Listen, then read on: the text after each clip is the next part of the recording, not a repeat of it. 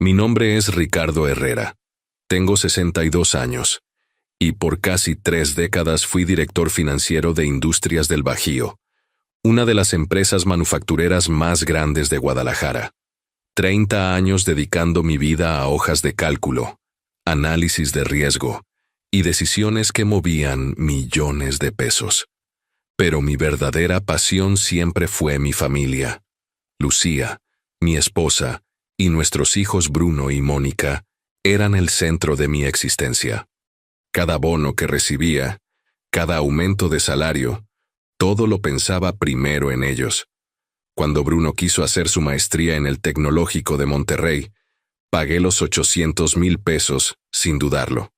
Cuando Mónica decidió abrir esa boutique en Polanco, financié los 2 millones iniciales. Para Lucía no había límite. Viajes a Europa, el BMW nuevo cada año, la casa de nuestros sueños en las Lomas. Siempre fui un hombre reservado, analítico. En la empresa me decían la calculadora silenciosa. Mi calma era mi sello distintivo. En los últimos meses antes del retiro, sin embargo, algo cambió en casa. Lucía parecía distante, siempre al teléfono susurrando conversaciones que terminaban abruptamente cuando yo entraba al cuarto. Bruno y Mónica comenzaron a hacer preguntas extrañas sobre herencia, sobre mis inversiones, sobre qué pasaría después. Si te gustan las historias de venganzas frías y giros que te atrapan, suscríbete al canal ahora. Aquí siempre hay historias inéditas, y cada una es más impactante que la otra. El día de mi fiesta de jubilación llegó. Organizamos algo sencillo en el jardín de casa, solo familia y algunos amigos cercanos. Yo estaba genuinamente feliz, pensando en los planes que Lucía y yo habíamos hecho. Viajar por el país en nuestra casa rodante nueva, visitar a los nietos que esperábamos tener pronto, tal vez una casita en Puerto Vallarta para el invierno.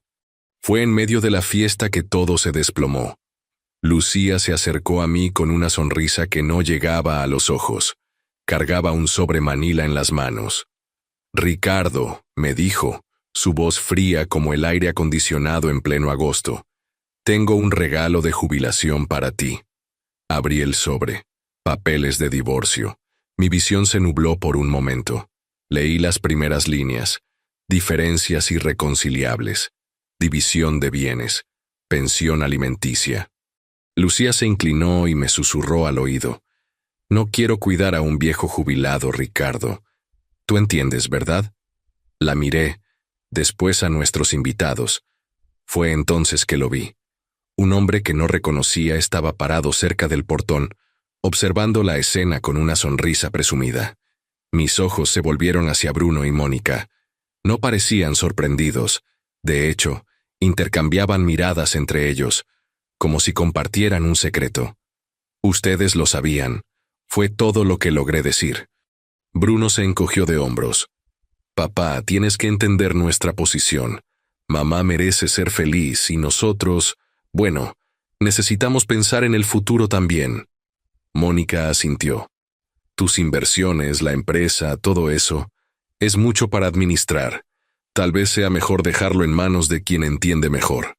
En ese momento, todo quedó claro. No era sobre la felicidad de Lucía, era sobre dinero. Mi dinero. Pensaron que, a los 62 años, sería una presa fácil. El viejo jubilado que firmaría cualquier papel, que dividiría todo sin cuestionar, que tal vez hasta se muriera convenientemente en algunos años, dejándolos con la herencia completa. Pero ellos no conocían a Ricardo Herrera, el director financiero. Solo conocían a Ricardo Herrera, el esposo y padre dedicado. Doblé los papeles con calma y los puse en mi bolsillo. «Está bien», dije simplemente. «Voy a firmar». La fiesta continuó, pero yo estaba mentalmente ausente.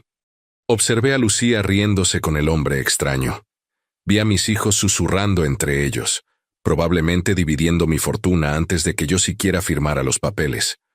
No sabían que, en los últimos 5 años, siguiendo mi instinto de director financiero siempre cauteloso, había diversificado sustancialmente mis inversiones.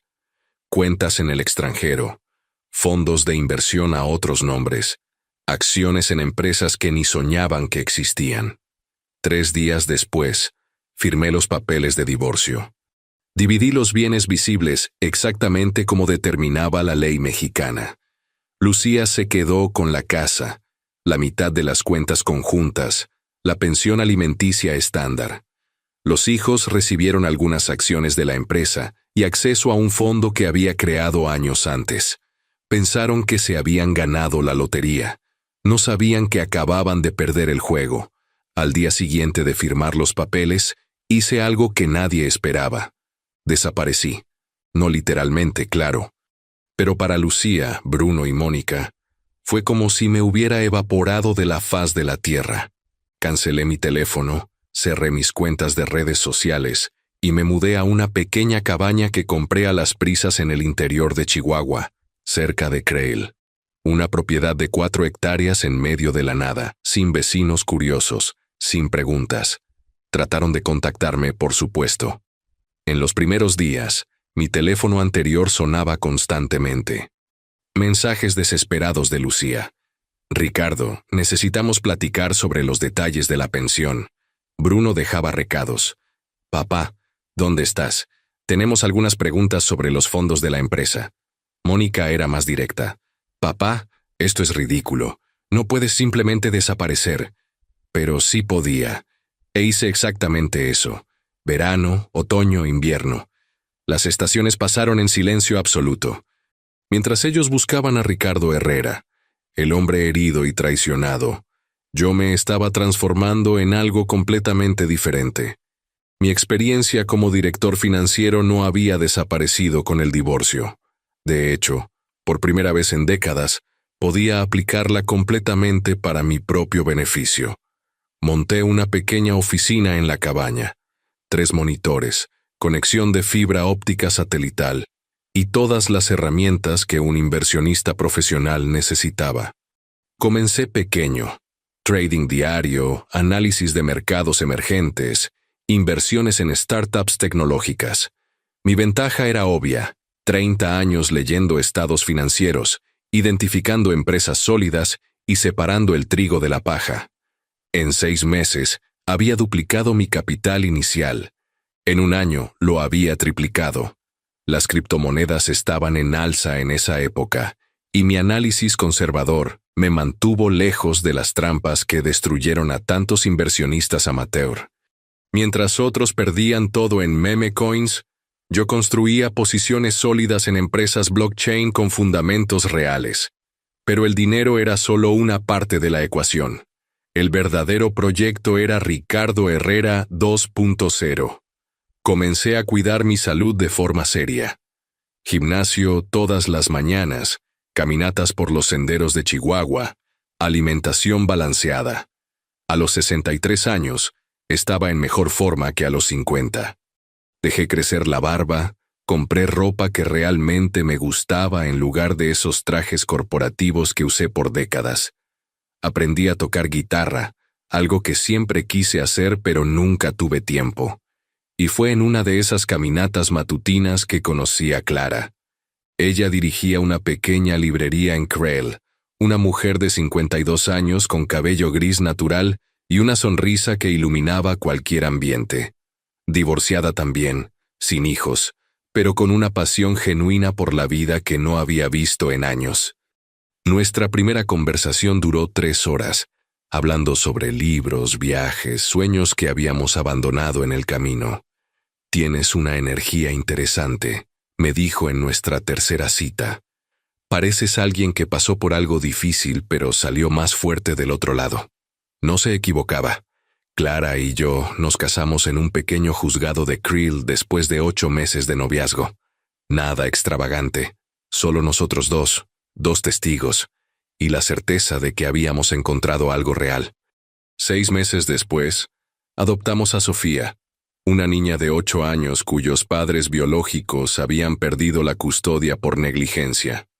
Ver a Clara cuidando a Sofía, ver el amor puro en los ojos de esa niña, me mostró lo que había perdido en Guadalajara, pero también lo que había ganado al perder. Mientras tanto, Mis inversiones seguían creciendo exponencialmente. 2 de las startups que financié fueron adquiridas por gigantes del Valle del Silicio. Mi cartera de acciones generaba dividendos mensuales que superaban mi antiguo salario de director financiero. Compré terrenos, propiedades comerciales, participaciones en fondos de capital privado. En 3 años, mi fortuna era mayor de lo que había sido durante todo mi matrimonio con Lucía. Pero lo más importante, era genuinamente feliz. Sofía me decía, papá sin dudar. Clara me miraba todas las mañanas como si yo fuera la mejor parte de su día. Habíamos construido una vida sencilla pero rica. Cenas en familia, viajes de fin de semana por las montañas, noches jugando Scrabble mientras Sofía hacía tarea en la mesa de la cocina. Fue en el 4.º año de mi nueva vida que llegó la primera señal. Mi abogado en Guadalajara me llamó. Ricardo, tu exesposa está tratando de localizarme. Quiere renegociar los términos de la pensión alimenticia. Aparentemente, está enfrentando dificultades financieras. Dificultades financieras. Qué interesante. ¿Y mis hijos?, pregunté. También hicieron contacto. Bruno menciona problemas con su negocio. Mónica, bueno, la boutique cerró el año pasado. Está pidiendo asesoría financiera.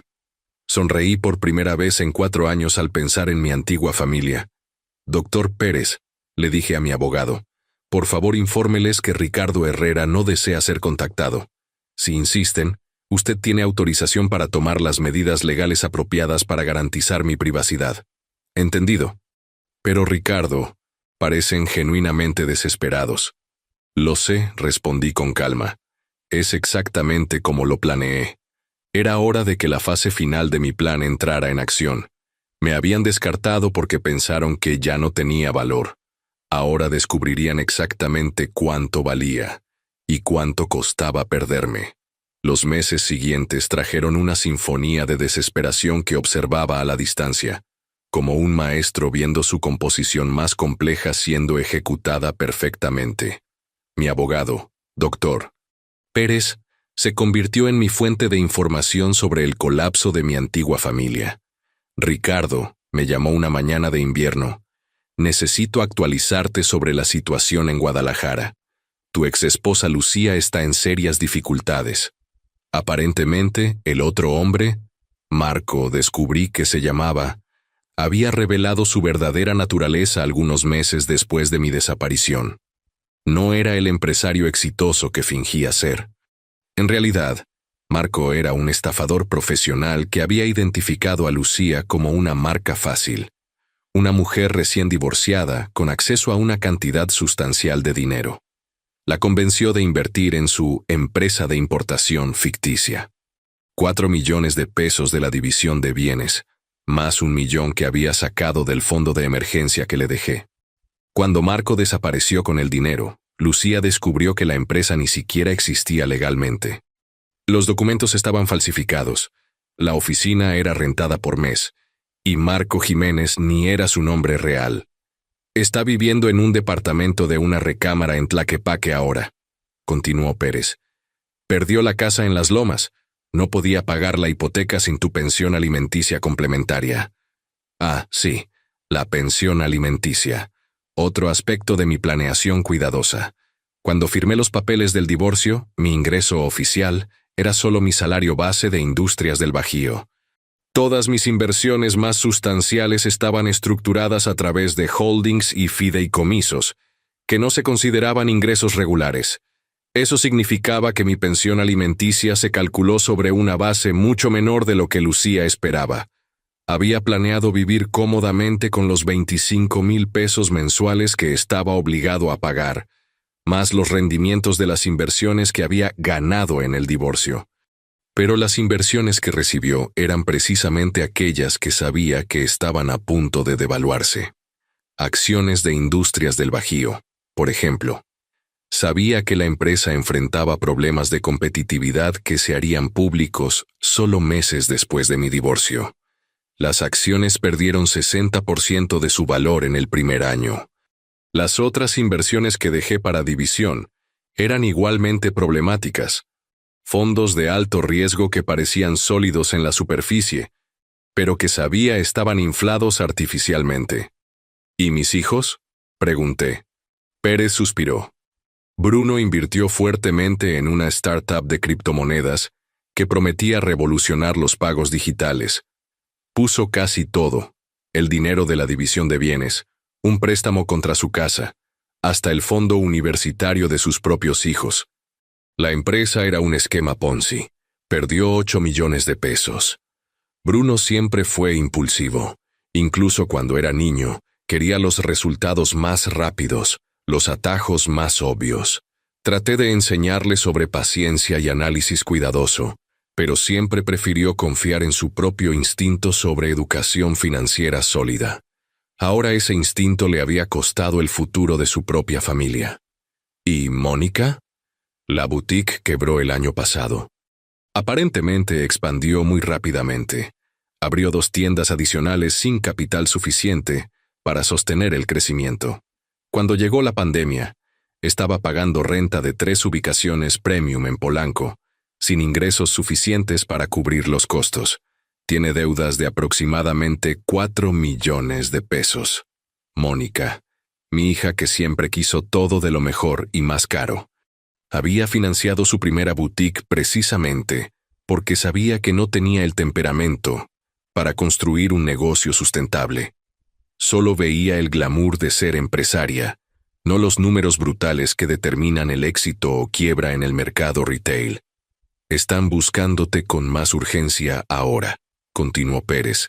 Lucía llamó a mi oficina 17 veces la semana pasada.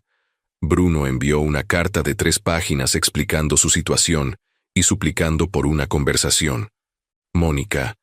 Bueno, Mónica está ofreciendo disculpas y prometiendo que nunca más será parte de ninguna conspiración contra ti. Conspiración. Qué palabra interesante. Finalmente admitían que la fiesta de jubilación había sido una trampa. Ricardo, están realmente desesperados. Lucía menciona que está considerando declararse en bancarrota personal. Bruno puede perder su casa. Mónica está viviendo con su mamá en el departamento de Tlaquepaque. Escuché todo esto mientras observaba a Clara y Sofía jugando en el patio de nuestra casa. Nuestra nueva casa, en realidad, un rancho de 200 hectáreas que compré el año anterior, con vista a la Sierra Tarahumara. Sofía le estaba enseñando a Clara a montar a caballo en nuestro pequeño establo. Sus risas resonaban por el valle. Doctor Pérez, dije finalmente, pueden seguir tratando de contactarme, pero mi posición permanece inalterada. Ricardo Herrera no desea comunicación con esas personas. Entiendo, pero Ricardo, ¿y si tratan de localizarte físicamente? Lucía mencionó contratar un investigador privado. Sonreí. Son bienvenidos a intentar, pero descubrirán que Ricardo Herrera de Guadalajara, Jalisco, ya no existe en los registros públicos. El hombre que buscan desapareció hace 5 años. Era verdad. Había cambiado oficialmente mi residencia a Chihuahua, reorganizado todos mis negocios a través de estructuras corporativas complejas, e incluso alterado algunos detalles de mi registro civil. No ilegalmente, claro, solo aprovechando las complejidades del sistema legal mexicano que conocía muy bien, después de 3 décadas como director financiero. Pero Ricardo, son tu familia. No, respondí, observando a Sofía correr hacia la casa gritando, «Papá, papá, mira lo que aprendí. Mi familia está aquí. Esas personas en Guadalajara son solo una lección cara que pagué sobre confianza y lealtad. Era hora de enviar un mensaje final para cerrar este capítulo de mi vida para siempre. Fue una mañana de primavera, exactamente 5 años después de mi fiesta de jubilación, que decidí cerrar definitivamente este capítulo de mi vida. Clara estaba preparando hotcakes en la cocina, mientras Sofía practicaba piano en la sala. Música clásica resonaba por la casa. Chopin, una de las piezas que estaba aprendiendo para el recital de la escuela.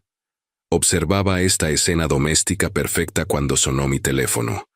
Doctor Pérez, una vez más. Ricardo, necesito informarte sobre un desarrollo.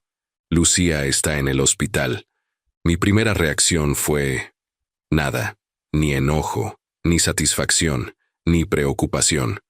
Solo un vacío curioso donde antes existían 3 décadas de emociones conyugales. ¿Qué pasó?, pregunté por educación. Aparentemente, tuvo una crisis de ansiedad severa. Está siendo tratada por depresión y estrés financiero extremo. Bruno llamó a mi oficina llorando, Ricardo, literalmente llorando. Está pidiendo solo 5 minutos de conversación contigo. Dice que necesita orientación sobre cómo salvar a su familia de la bancarrota completa. Miré a mi propia familia. Clara me sonrió desde la cocina. Sofía me saludó desde la sala de música. 5 años atrás, yo era solo un hombre que había dedicado toda su vida a personas que me veían como un cajero automático ambulante. Hoy era un padre, un esposo, un mentor para Sofía, un compañero real para Clara. Doctor Pérez, quiero que envíe una carta a cada uno de ellos. La misma carta. ¿Puedo dictarla ahora? Por supuesto.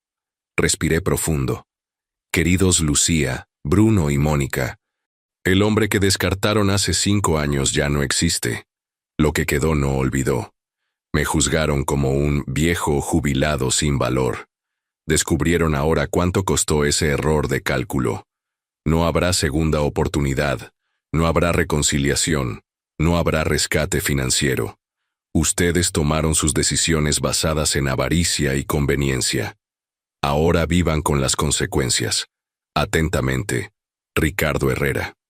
¿Eso es todo?, preguntó Pérez, sorprendido. No, incluya una foto. Esa tarde, Clara, Sofía y yo posamos para una foto profesional frente a nuestra casa. No la cabaña inicial, sino la propiedad de 200 hectáreas que compré en el 3er año de mi nueva vida. Una mansión de piedra y madera con vista panorámica a las montañas, establos al fondo, el Tesla Model S estacionado en la entrada circular, y la pequeña avioneta que compré para nuestros fines de semana en Mazatlán. En la foto, usaba jeans y una camisa de mezclilla, ropa que nunca habría considerado en Guadalajara. Clara estaba radiante en un vestido sencillo de verano. Sofía cargaba a nuestro Golden Retriever, Duque, que adoptamos el año anterior. Todos sonreíamos genuinamente. En el reverso de la foto escribí a mano: Familia Herrera, Chihuahua, 2024. Construida sobre amor, no sobre dinero. 3 semanas después, Pérez me llamó de nuevo. Ricardo, tu carta causó impacto. Lucía trató de llamar a mi oficina 46 veces el primer día. Bruno envió una respuesta de 12 páginas que, honestamente, no pude terminar de leer. Parece más una confesión de culpa que una carta. Mónica apareció personalmente en mi oficina en Guadalajara. ¿Qué dijo? Que habías ganado, que finalmente entendieron que nunca fue sobre dinero para ti, sino sobre respeto y lealtad. Quería que te transmitiera que están orgullosos del hombre en que te convertiste, pero saben que es demasiado tarde. Orgullosos. Qué ironía fascinante. ¿Dijo algo más? Sí. Preguntó si realmente eras feliz. Cuando le mostré la foto se quedó en silencio por casi 5 minutos. Después dijo: se ve 20 años más joven. Nunca lo vi sonreír así cuando vivía con nosotros. Mónica siempre fue la más perceptiva de los 2 hijos. Aparentemente, finalmente había entendido que el hombre que conocieron en Guadalajara no era realmente yo. Era solo una versión de mí, moldeada por décadas de responsabilidades y expectativas que nunca fueron recíprocas. Ricardo, ¿puedo hacerte una pregunta personal? Claro. ¿Sientes alguna satisfacción con su sufrimiento? Consideré la pregunta cuidadosamente. ¿Satisfacción? No. ¿Alivio? Absolutamente. Por 5 años cargué la rabia y la traición como una piedra en el pecho. Hoy esa piedra desapareció. No porque estén sufriendo, sino porque construí algo mejor. Era verdad. Observar su colapso no me trajo alegría. Me trajo cierre. la prueba de que había tomado la decisión correcta al desaparecer, al reconstruir, al elegir amor genuino sobre obligación tóxica. ¿Existe alguna posibilidad de que reconsideres? Aunque se hayan equivocado, son tu familia biológica. Dr. Pérez, familia no se define por ADN, se define por decisiones diarias de amor, respeto y lealtad. Clara elige amarme todas las mañanas. Sofía elige llamarme papá. Yo elijo proteger y nutrir a estas personas. Eso es familia. Y Lucía, Bruno y Mónica. Ellos eligieron verme como un recurso financiero para explotar. Eligieron conspirar contra mí. Eligieron descartarme cuando pensaron que ya no tenía valor. Esas también fueron decisiones familiares, solo que no del tipo que construye, sino del tipo que destruye. 6 meses después, recibí una última actualización de Pérez. Lucía se había mudado a una casa de asistencia subsidiada por el gobierno. Bruno consiguió un trabajo como contador en una empresa pequeña en Puerto Vallarta, reconstruyendo lentamente, pero sin nunca recuperar el estándar de vida anterior. Mónica regresó a la universidad a los 42 años, estudiando para ser maestra de primaria. Sobrevivieron. Eso era todo lo que quería saber. Hoy, 2 años después de enviar esa carta, despierto todas las mañanas en una casa llena de risas, planes y amor genuino. Sofía, ahora de 15 años, está aplicando para universidades, con una beca de estudios integral que conquistó por mérito propio, porque Clara y yo le enseñamos que los logros reales vienen del esfuerzo, no de la herencia. Clara expandió su librería a 3 ciudades de Chihuahua y está considerando escribir una novela. Yo, a los 67 años, soy más feliz de lo que jamás imaginé que fuera posible. Mi fortuna sigue creciendo, pero ahora sirve un propósito diferente. No para impresionar o sostener a personas que me ven como un medio para un fin, sino para construir un legado real, con personas que me aman por lo que soy, no por lo que poseo. A veces, Clara me pregunta si extraño mi vida anterior. Siempre respondo, no puedes extrañar algo que nunca realmente tuviste. La traición de Lucía, Bruno y Mónica no fue solo el fin de un matrimonio y de relaciones familiares. Fue el nacimiento del verdadero Ricardo Herrera, un hombre que aprendió que la mayor venganza no es destruir a tus enemigos, sino construir una vida tan plena que se vuelven irrelevantes. Me enseñaron que el amor no se puede comprar, pero sí se puede perder, que la familia no es un derecho sino un privilegio, y que a veces la mejor respuesta a la traición no es la rabia, sino la indiferencia que viene de una vida genuinamente bien vivida. Si te gustó esta historia, dale like, compártela y deja tu comentario contando qué te pareció. Y si aún no estás suscrito al canal, por favor, suscríbete y activa la campanita para recibir notificaciones de nuevas historias como esta. Gracias por ver y hasta la próxima.